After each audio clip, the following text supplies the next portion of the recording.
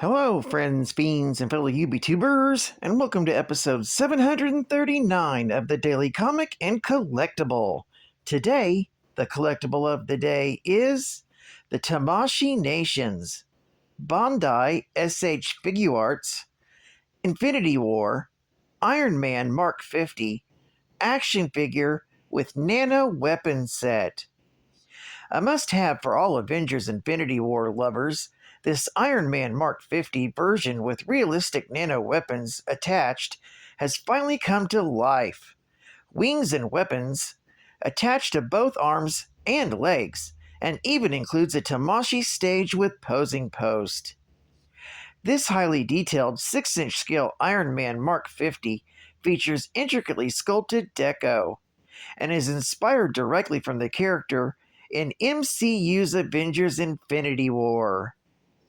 This figure features 40 points of articulation for advanced movement when displaying in your Infinity War collection.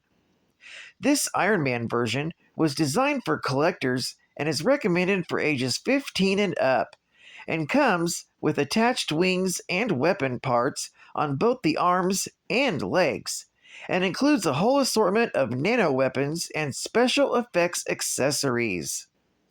This deluxe Mark 50 also includes an exclusively designed Tamashii stand with posing post and storage compartment. This figure was imported from Japan and features the official Bluefin distribution logo for authenticity. This box set was released in 2019 and comes with a full window display box and was released by Tamashii Nations, Bandai, for the prestigious SH Figuarts line of figures.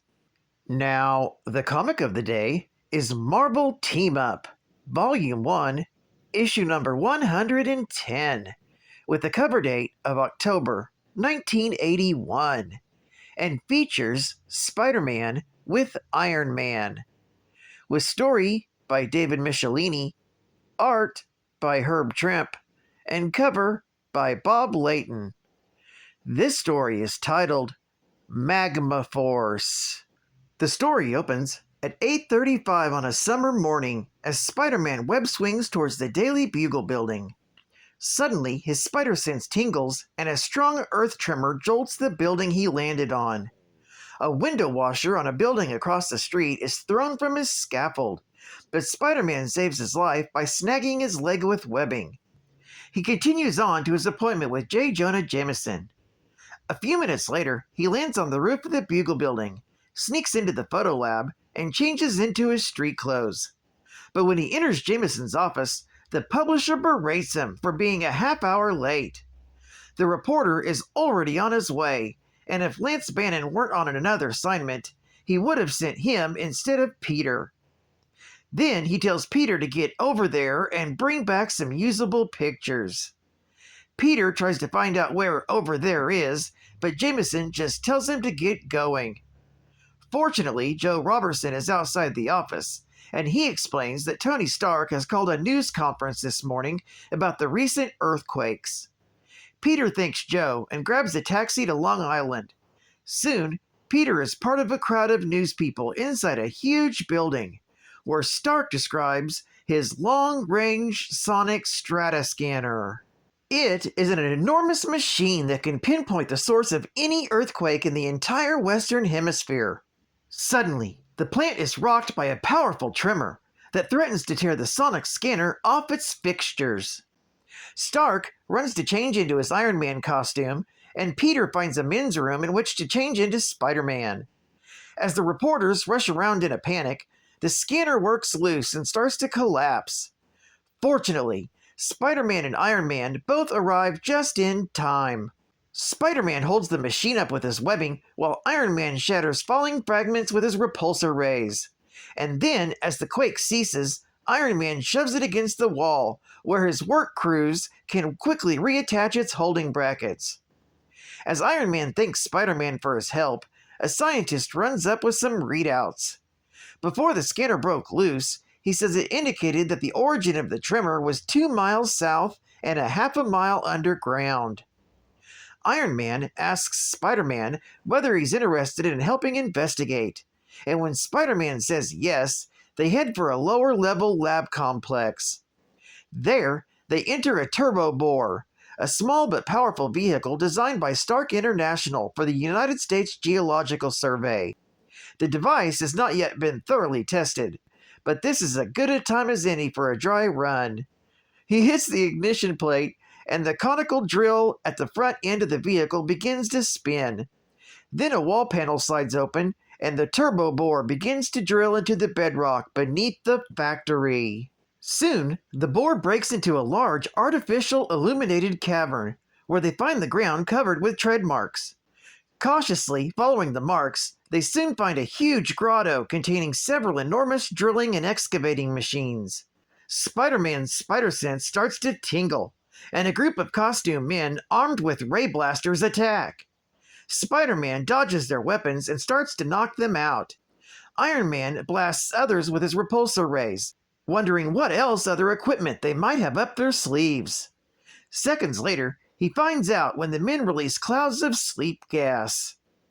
Iron Man seals up his armor and activates his internal oxygen supply. But Spider-Man has no such protection, and soon he falls down unconscious. Then, Iron Man is hit in the back by a powerful stream of lava and joins Spider-Man on the ground. Holding his lava shooter, the leader of the gang, a costumed figure named Magma, orders the men to place Iron Man and Spider-Man into the Shatter Center. The two crime fighters are taken to a vast electronic nerve center carved into the rock at the far end of the grotto and imprisoned in special devices. An electromagnetic field holds Iron Man motionless while Spider-Man is chained inside a more powerful mining machine.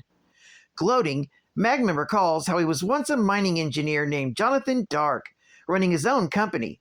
However, the public misunderstood what he was doing for them, and they picketed his factories because of the ecological damage his operations were doing. Then, one day, his wife was killed in an automobile accident as she swerved to avoid picketers at one of the sites. Shortly afterward, a class action suit was filed against his company, and he was permanently forced out of business. So he decided to avenge society that destroyed his wife and his corporation. He created his special costume to increase his strength, and he built his armory of weapons. Continuing to gloat, he says that he knows how to activate and release dormant tension within the Earth itself to create powerful earthquakes. Mount St. Helens was one of his experiments, and now he intends to obliterate New York unless the city pays him $100 million. Iron Man, who has heard his speech, calls him crazy because the city simply cannot raise that kind of money. As Magma drives away, he replies with relish that he knows this. Once Magma's gone, Iron Man asks Spider-Man whether he can break his chains, but he's too groggy from the gas to answer. Then Iron Man spots the circuit board that controls their traps. Although he cannot raise his hands to use his repulsor rays, he manages to angle his boot jets so that their exhaust shatters the board. This turns off the electromagnetic field that holds them. But as he steps out of his trap, he's attacked by Magma's men. However, Spider-Man's cylinder slowly dissipates, and he revives. As soon as his strength returns, Spider-Man breaks his chains and smashes through the cylinder, and joins his armored partner. Together they make short work of the gang, and they agree to split up. While Iron Man follows Magma's still molten trail up to the surface, Spider-Man web swings through the subterranean complex to find Magma's earthquake generator. Meanwhile, Magma addresses a crowd of New Yorkers from the steps of the city hall. Disregard his demands, he declares, and they will all die. But the mayor replies that the city has never given in to terrorists before, and it shall not do so now. Then, Iron Man bursts up from the streets in front of them. Magma blasts him with lava, but the crime fighter dodges and hits Magma with a repulsor ray. But Magma's armored costume deflects the rays, and then he slams Iron Man with his power glove, an especially designed miner's axe. Meanwhile, Spider-Man battles more of Magma's men, but eventually he reaches the Quake Command Center, which is a large room furnished with control devices and a view screen. Spider-Man prepares to wreck the place, but his spider sense signals danger, and he realizes that Magma has rigged the machinery with booby traps. As Spider-Man ponders what to do next, Magma continues fighting Iron Man and blasts him with geothermal energy from a weapon on his forehead. Iron Man counters with his chest-mounted deflector beam, so Magma activates his tremor inducer handheld control unit. Suddenly, the machines in the underground Quake Command Center turn on, and on the view screen, Spider-Man watches a powerful tremor head directly towards New York. As the city starts to shake, Spider-Man desperately punches buttons on the tremor inducer. Gloating triumphantly, Magma enters his vehicle and rises into the air. But then he notices that the tremor is weakening. Much to Magma's chagrin, Spider-Man succeeds in diverting the quake to a secondary fault line that carries it out to sea. There, it creates a volcanic eruption, but New York itself is saved. However, Magma vengefully declares that Iron Man will not take him alive, and he steers his flyer directly into the eruption and vanishes, apparently destroyed. Later, New York's mayor thanks both Iron Man and Spider-Man for ending Magma's menace. This story is continued in Marvel Team-Up, Volume 1, Issue number 111. Geek Fact: this issue is a minor key featuring the first appearance of Magma, and also features a cameo from the then mayor of New York, Ed Koch. Bonus Geek Fact: Ed Koch was the mayor of New York City from 1978 to 1989. Ed Koch's first appearance in Marvel Comics was in Peter Parker, Spectacular Spider-Man, Volume 1, Issue number 27, with the cover date of February 1979. Marvel Hostess Heroes.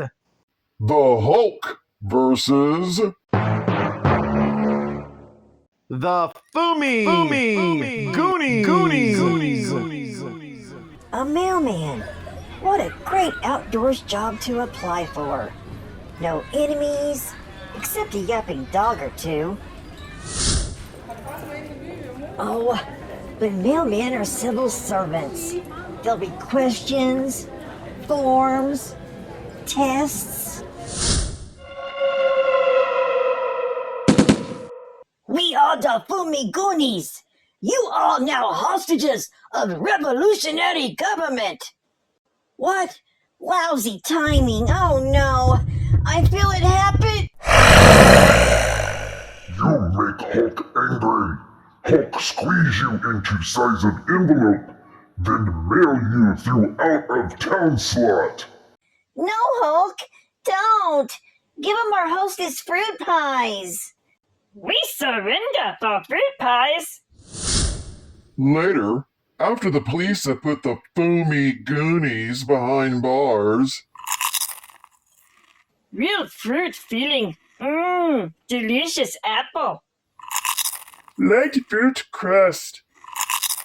This cherry's better than any pie I've ever had. I'll send the Fumi Goonies a bill for the kids' hostess fruit pies and for my new clothes. You get a big delight in every bite of Hostess fruit pies. If Geekbucks could turn back time, Spidey would have him day. I would stop Mephisto from hurting you. Screw Aunt May. If I could reach the stars, I'd stop the Emperor too. Geekbucks would have saved poor Padme and Danny too. If Geekbucks could turn back time. Jonathan Dark, or Magma, did survive and was eventually arrested after several attempts to take over Stark Industries and some battles on the surface with Jim Rhodes in the Iron Man costume. Subsequently, Dark was paid by Roxxon Oil Company and offered a job to lead a secret research laboratory located in the middle of a mountain, part of the Ridge and Valley Appalachians in Virginia. With the unwilling assistance of child prodigy Seth Hanks, Dark attempted to develop a new electron projector that would allow powerful beams to be directed at Earth from a satellite. Spider-Man saved his colleague, the Child, and his mother from Magma's base and accidentally caused the collapse of a cave, destroying the laboratory. His final fight was with the Human Torch in Brooklyn, where the Human Torch proved to be greater than the fire resistance of Magma's metal body. The fire melted Magma's equipment and the asphalt under his feet, meaning that he was unable to continue the fight. Well, I'd like to thank you for joining me for another Daily Comic and Collectible, and I hope to see you again Tuesday. This is Cut Fan Comics Fan, and I'll catch you on to flip a baby. Over and out.